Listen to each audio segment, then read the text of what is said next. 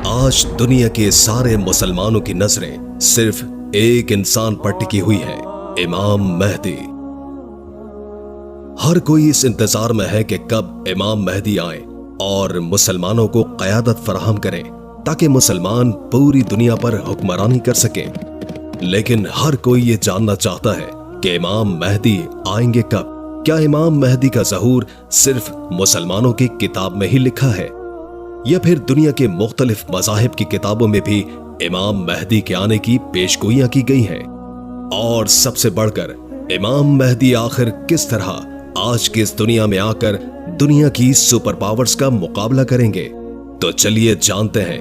अगर आप भी इन बातों को जानना चाहते हैं तो वीडियो को बिल्कुल न छोड़ें। इसी तरह नबी सल्लल्लाहु अलैहि वसल्लम ने फरमाया था कि इमाम मेहदी के आने से पहले अंधेरी रात की तरह फितने आएंगे।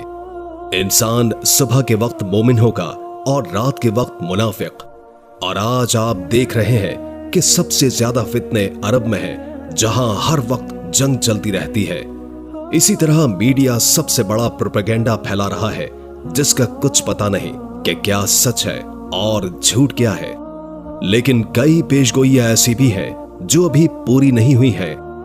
तो अगली लाइनों में जानेंगे कि वो क्या पेशगोइयां हैं। अगर आपको हमारी वीडियोस पसंद आए और आप इमाम मेहदी के बारे में मजीद जानना चाहते हैं तो बराह मेहरबानी कमेंट्स में अपनी दुआओं और ख्यालात का इजहार कीजिए और अपने पूरे नाम के साथ दुआ के लिए कमेंट्स करें। जैसे कि नबी सल्लल्लाहु अलैहि वसल्लम ने फरमाया था कि इमाम मेहदी के आने से पहले यमन से एक इंसान निकलेगा जो लोगों को सच और इमाम मेहदी की तरफ बुलाएगा। जब वो निकलेगा तो मुसलमानों के लिए हथियार बेचना ममनू होगा और ये सुफियानी के वक्त ही आएगा।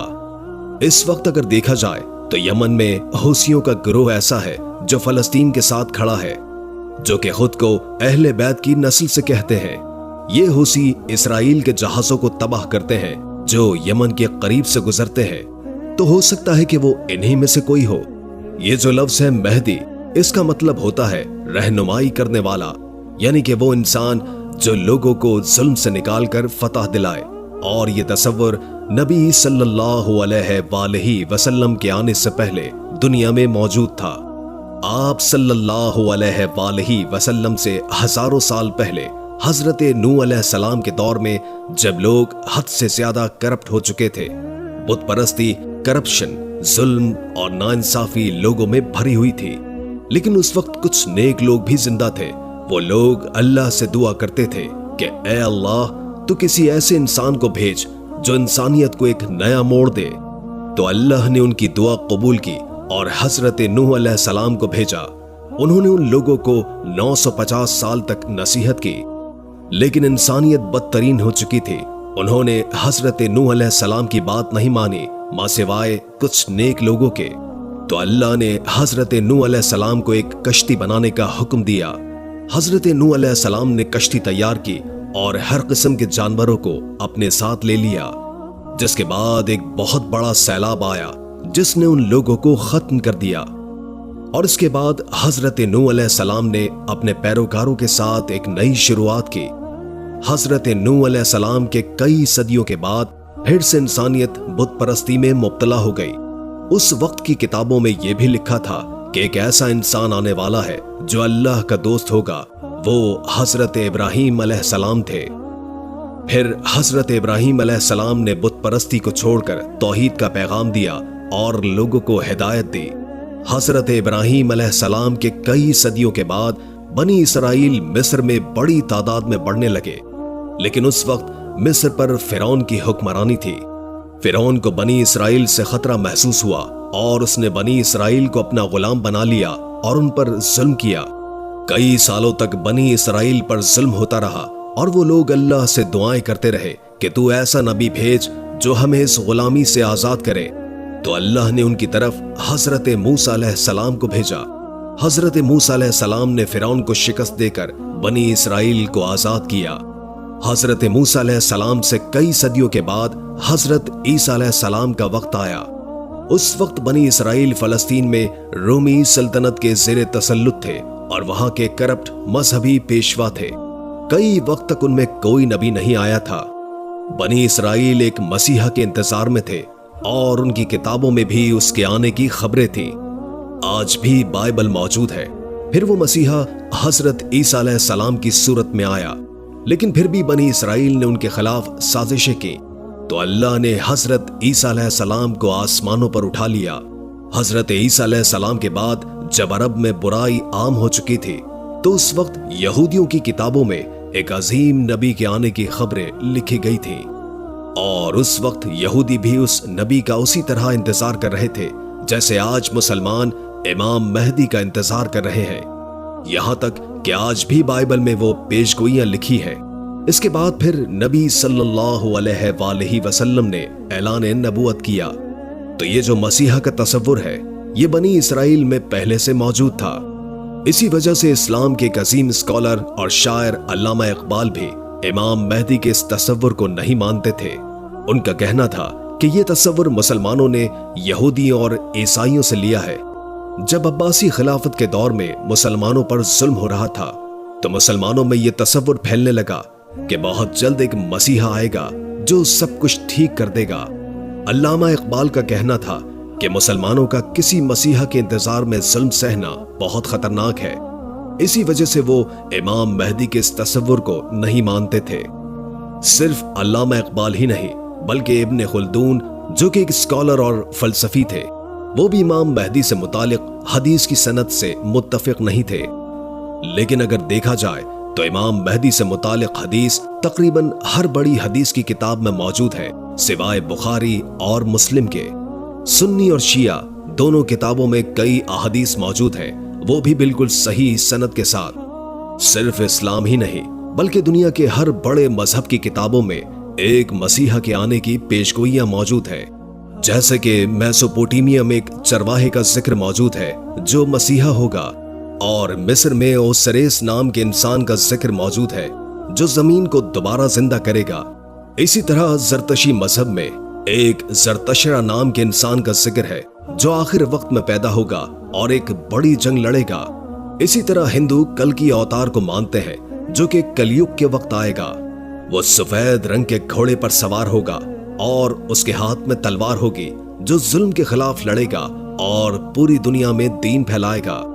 बुद्ध मजहब में भी एक मात्रिया नाम के इंसान का जिक्र मौजूद है जो उस वक्त आएगा जब लोग दीन से फिर जाएंगे।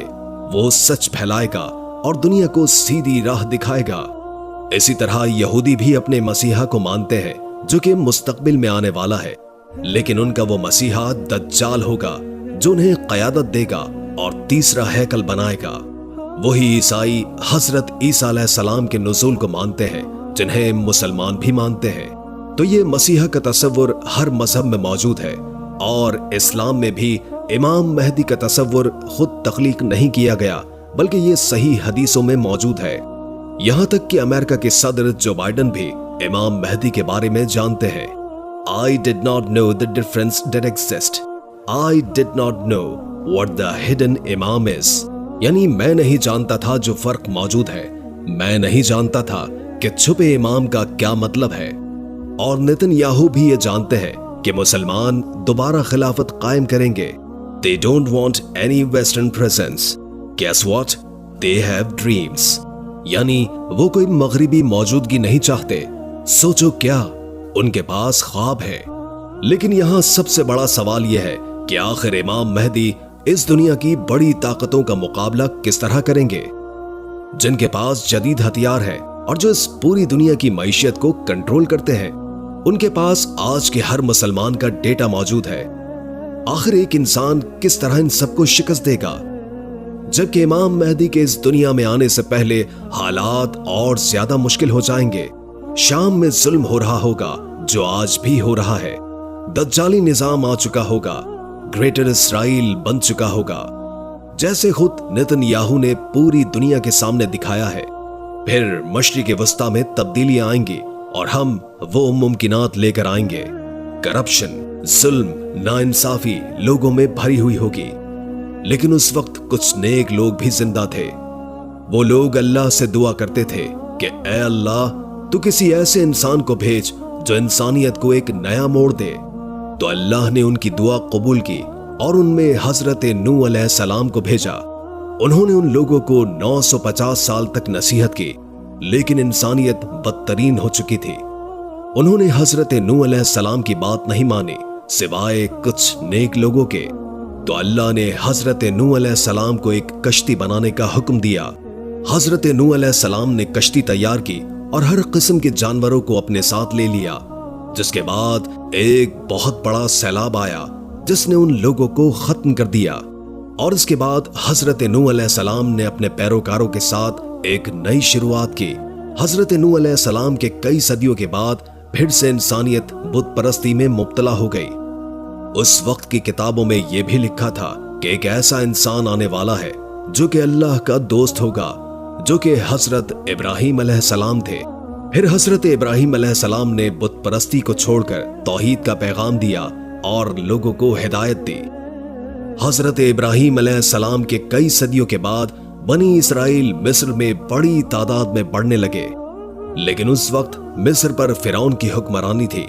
فرعون کو بنی اسرائیل سے خطرہ محسوس ہوا اور بنی اسرائیل کو اپنا غلام بنا لیا اور ان پر بہت ظلم کیا۔ کئی سالوں تک بنی اسرائیل پر ظلم ہوتا رہا اور وہ لوگ اللہ سے دعائیں کرتے رہے کہ تو ایسا نبی بھیج جو ہمیں اس غلامی سے آزاد کرے۔ تو اللہ نے ان کی طرف حضرت موسیٰ علیہ السلام کو بھیجا۔ حضرت موسیٰ علیہ السلام نے فرعون کو شکست دے کر بنی اسرائیل کو آزاد کیا۔ حضرت موسیٰ علیہ السلام سے کئی صدیوں کے بعد حضرت عیسیٰ علیہ السلام کا وقت آیا۔ اس وقت بنی اسرائیل فلسطین میں رومن سلطنت کے زیر تسلط تھے اور وہاں کے کرپٹ مذہبی پیشوا تھے۔ کئی وقت تک ان میں کوئی نبی نہیں آیا تھا۔ بنی اسرائیل ایک مسیحا کے انتظار میں تھے اور ان کی کتابوں میں بھی اس کے آنے کی خبریں تھی جو آج بھی بائبل میں موجود ہیں۔ پھر وہ مسیحا حضرت عیسیٰ علیہ السلام کی صورت میں آیا، لیکن پھر بھی بنی اسرائیل نے ان کے خلاف سازشیں شروع کر دی، تو اللہ نے حضرت عیسیٰ علیہ السلام کو آسمانوں پر اٹھا لیا۔ بنی اسرائیل فلسطین میں رومن کے زیر تسلط تھے اور کرپٹ مذہبی پیشوا ان کے امام تھے، اور کئی وقت سے ان میں کوئی نبی نہیں آیا تھا۔ بنی اسرائیل ایک مسیحا کے انتظار میں تھے اور ان کی کتابوں میں بھی اس کے آنے کی خبریں لکھی تھیں جو کہ آج بھی بائبل میں موجود ہے۔ اور پھر وہ مسیحا حضرت عیسیٰ علیہ السلام کی صورت میں آیا، لیکن پھر بھی بنی اسرائیل نے ان کے خلاف سازشیں کی، تو اللہ نے حضرت عیسیٰ علیہ السلام کو آسمانوں پر اٹھا لیا۔ حضرت عیسیٰ علیہ السلام کے بعد جب عرب میں برائی عام ہو چکی تھی، تو اس وقت یہودیوں کی کتابوں میں ایک عظیم نبی کے آنے کی خبریں لکھی گئی تھی، اور اس وقت یہودی بھی اس نبی کا اسی طرح انتظار کرتے تھے جیسے کہ آج مسلمان امام مہدی کا انتظار کرتے ہیں۔ یہاں تک کہ آج بھی بائبل میں وہ پیش گوئیاں لکھی ہیں۔ اور پھر اس کے بعد نبی صلی اللہ علیہ وآلہ وسلم نے اعلان نبوت کیا۔ اسی طرح ہندو کل کی اوتار کو مانتے ہیں جو کہ کلیگ کے وقت آئے گا۔ وہ سفید رنگ کے گھوڑے پر سوار ہوگا اور اس کے ہاتھ میں تلوار ہوگی، جو کہ ظلم کے خلاف لڑے گا اور پوری دنیا میں دین پھیلائے گا۔ بدھ مذہب میں بھی ایک ماتریہ نام کے انسان کا ذکر موجود ہے جو کہ اس وقت آئے گا جب لوگ دین سے پھر جائیں گے۔ وہ سچ پھیلائے گا اور دنیا کو سیدھی راہ دکھائے گا۔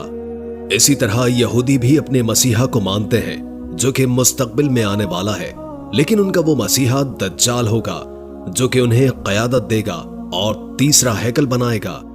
وہی عیسائی حضرت عیسیٰ علیہ السلام کے نزول کو مانتے ہیں جنہیں مسلمان بھی مانتے ہیں۔ تو یہ مسیحا کا تصور ہر مذہب میں موجود ہے، اور اسلام میں بھی امام مہدی کا تصور خود تخلیق نہیں کیا گیا بلکہ یہ صحیح حدیثوں میں موجود ہے۔ آگے کی ویڈیو میں جانیں گے، لیکن سب سے بڑا سوال یہ ہے کہ آخر امام مہدی کے آنے سے پہلے کون سی ایسی نشانیاں ہیں جو پوری ہوں گی؟ نبی صلی اللہ علیہ وآلہ وسلم نے فرمایا تھا کہ امام مہدی سے پہلے زمین ظلم سے بھر جائے گی، جو کہ آج ہوتا نظر آ رہا ہے۔